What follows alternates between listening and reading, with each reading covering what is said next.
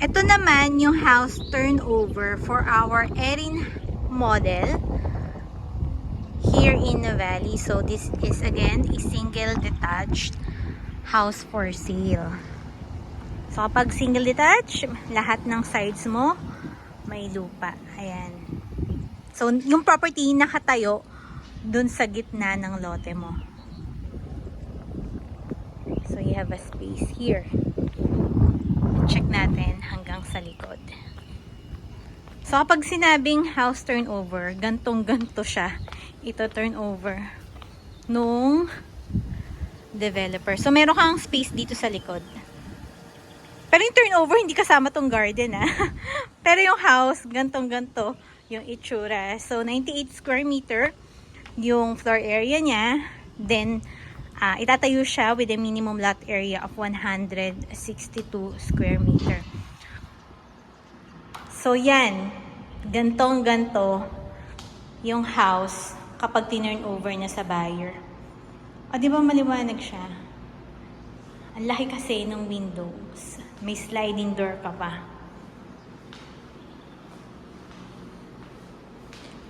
So wala ka na actually need gawin.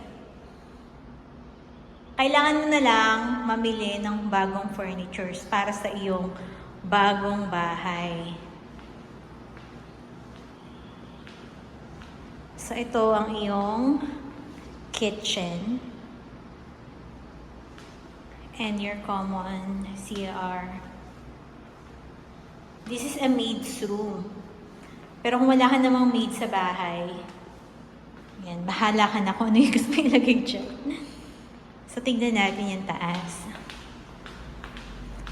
Complete turnover na to. So, wala ka nang masyadong iisipin pa. Kaya majority actually mga buyer dito ay OFW o kaya nasa mga nakatira sa abroad. Kasi usually kapag abroad, ayaw na nila na may mga kailangan pang gawin. O diba ang linaw kasi lalaki ng bintana at high ceiling siya. So, this is your first room. This is your common area. Pwede mo pang lagyan ng sala dyan.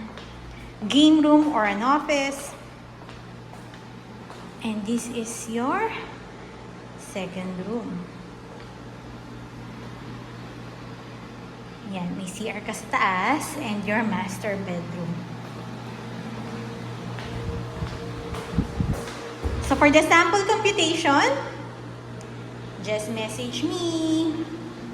This is our Erin house model here in Nuvali.